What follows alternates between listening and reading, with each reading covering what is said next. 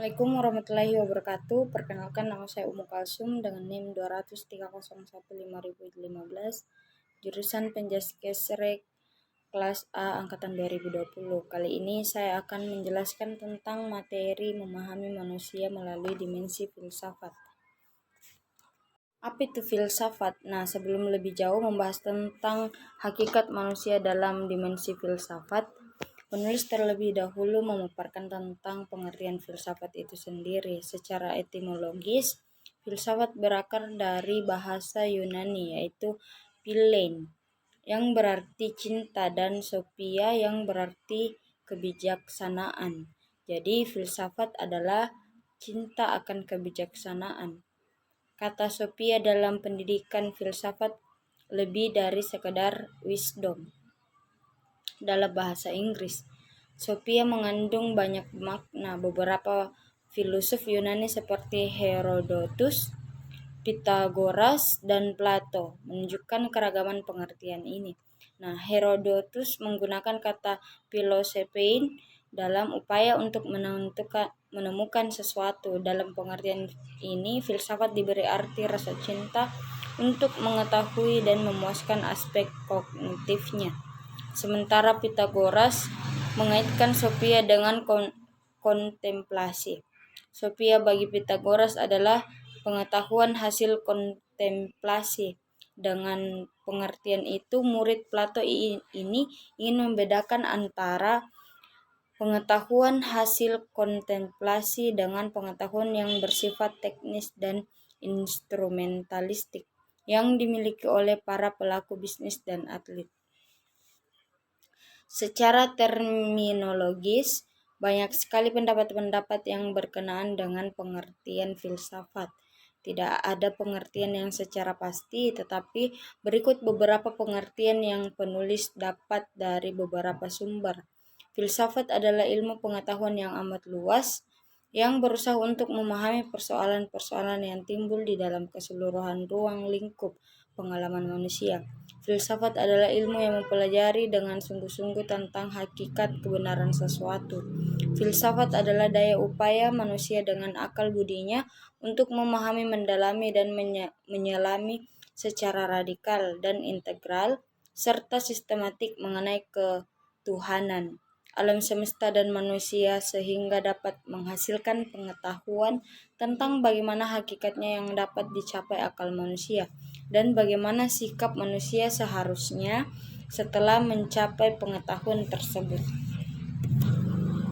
Yang kedua atau bagian B, eksistensi manusia sebagai individu.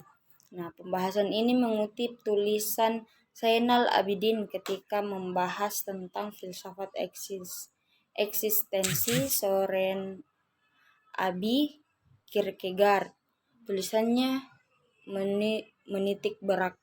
menitik beratkan pada pandangannya tentang eksistensi manusia dan tahap-tahap perkembangannya. Eksistensi manusia dan tahap-tahap perkembangannya sebagai berikut. Yang pertama, tahap estetis, kedua tahap etis, dan ketiga tahap religius.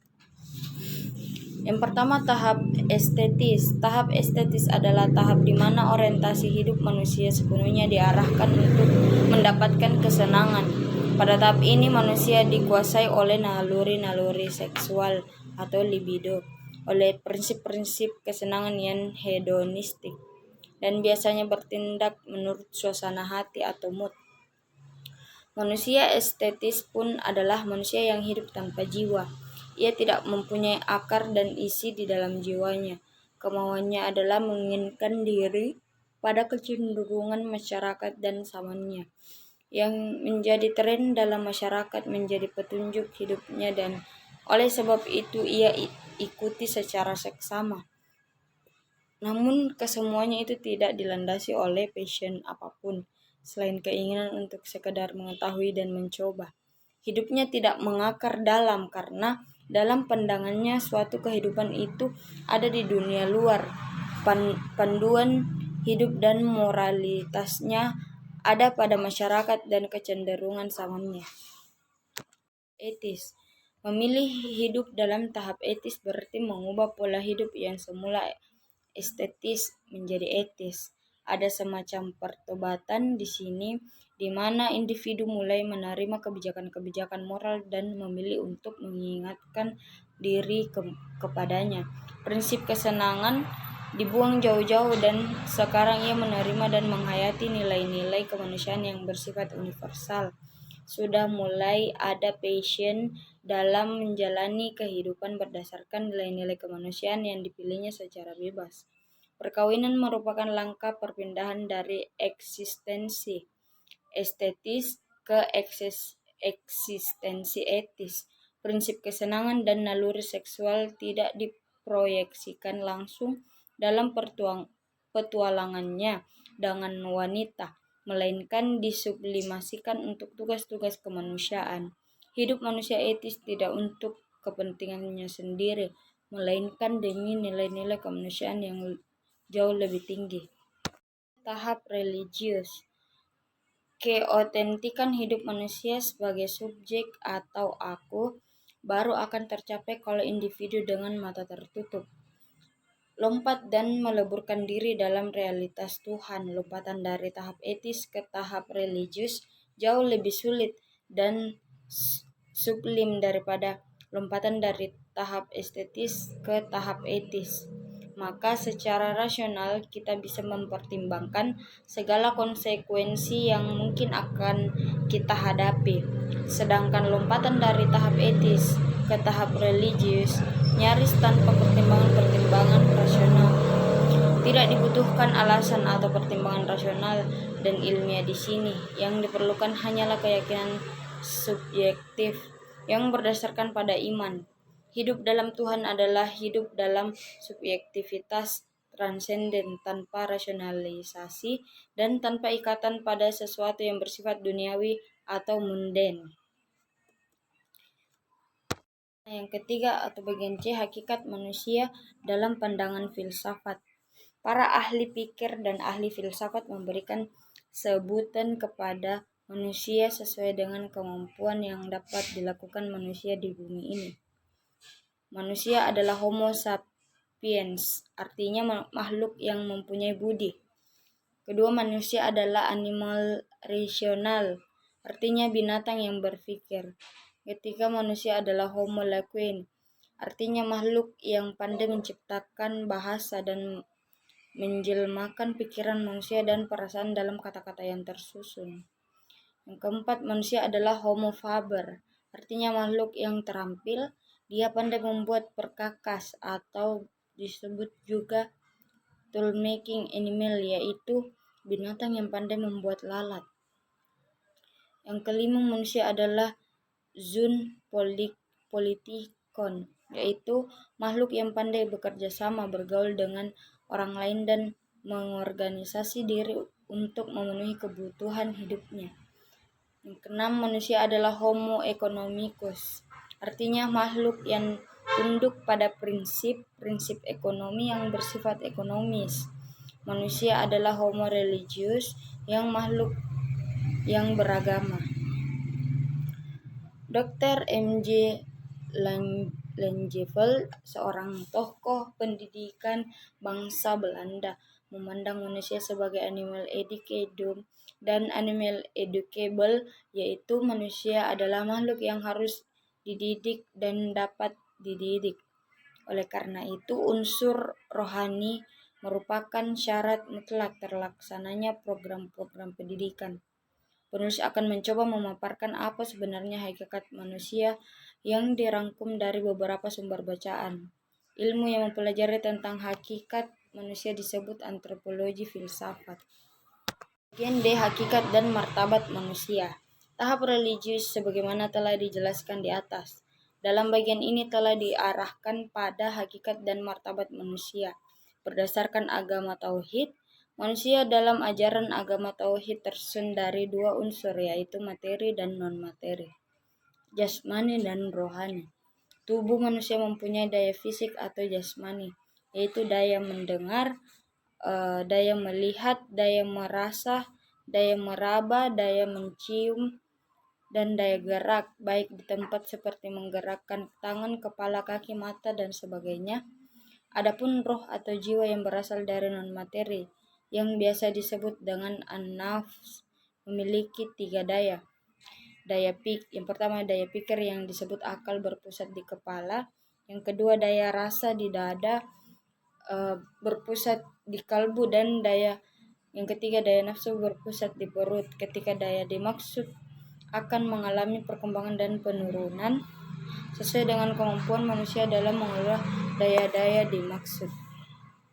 Daya pikir atau akal yang berpusat di kepala dalam Islam dipertajam melalui perenungan alam semesta dan kejadian-kejadian yang ada di alam ini.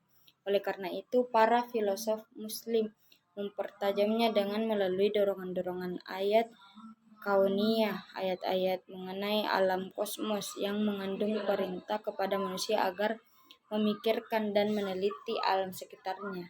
Yang kedua, daya rasa di kalbu yang berpusat pada dada dipertajam melalui ibadah, sholat, zakat, puasa, dan haji. Hal ini berarti intisari dari semua ibadah adalah mendekatkan diri kepada Allah Subhanahu wa taala yang Maha Suci, hanya bisa didekati melalui roh yang suci pula. Ibadah merupakan sarana untuk mensucikan roh atau jiwa manusia. Oleh karena itu, makin banyak manusia melakukan ibadah secara ikhlas, maka semakin suci pula roh atau jiwanya. Yang ketiga, daya nafsu yang berpusat di perut akan meningkatkan kekuatannya bila nafsu itu diikuti kemauannya. Manusia yang mengikuti hawa nafsu yang demikian akan jatuh derajatnya lebih rendah dari makhluk binatang. Sebaliknya, daya nafsu yang memperoleh bimbingan dari hati nuraninya melalui keimanannya, atau manusia yang mampu mengendalikan hawa nafsunya akan menjadi lebih tinggi derajatnya dari makhluk lainnya, termasuk malaikat. Yang kelima atau bagian E, hubungan antara filsafat, pendidikan, dan manusia. Dari pemaparan di atas, ternyata manusia benar-benar merupakan makhluk yang unik. Manusia memiliki berbagai dimensi dasar, baik secara pribadi, jiwa, kelompok, dan lain-lain. Semua itu bercampur aduk menjadi potensi dasar atau bawaan manusia, sehingga disadari atau tidak, manusia telah mengembangkan potensi tersebut, baik secara maksimal atau tidak, dengan baik atau buruk. Semuanya tergantung manusia itu sendiri dan lingkungan yang mempengaruhinya. Kaitannya dengan hal tersebut, dengan akal manusia yang bisa dikatakan jenius, manusia dapat menemukan jalan yang mengembangkan potensi-potensi mereka dengan baik, yaitu dengan pendidikan. Manusia mulai sadar akan arti penting pendidikan bagi kehidupan mereka. Pendidikan adalah usaha sadar, terencana, sistematis, dan berkelanjutan untuk mengembangkan potensi-potensi bawaan manusia, memberi sifat dan kecakapan sesuai dengan tujuan pendidikan. Pendidikan adalah bagian dari suatu proses yang diharapkan untuk mencapai suatu tujuan. Melihat pengertian di atas, dapat disimpulkan bahwa hubungan pendidikan dengan manusia itu sangat erat. Adanya pendidikan untuk mengembangkan potensi manusia menuju manusia yang lebih baik dan dapat mengemban tugas dari Allah Subhanahu wa taala. Berbicara tentang pendidikan berarti membicarakan tentang hidup dan kehidupan manusia. Sebaliknya, berbicara tentang kehidupan manusia berarti harus mempersoalkan masalah kependidikan. Jadi antara manusia dan pendidikan terjalin hubungan kausalitas karena manusia pendidikan mutlak ada, dan karena pendidikan manusia semakin menjadi diri sendiri sebagai manusia yang manusiawi. Mulanya filsafat manusia menyoroti gejala dan kejadian manusia secara sintesis dan reflektif, serta memiliki ciri-ciri ekstensif, intensif, dan kritis. Kalau demikian, maka dengan mempelajari filsafat manusia berarti kita dibawa ke dalam panorama pengetahuan yang sangat luas, dalam, dan kritis yang menggambarkan esensi manusia. Panorama pengetahuan seperti itu paling tidak memiliki manfaat ganda, yakni manfaat praktis dan teoritis.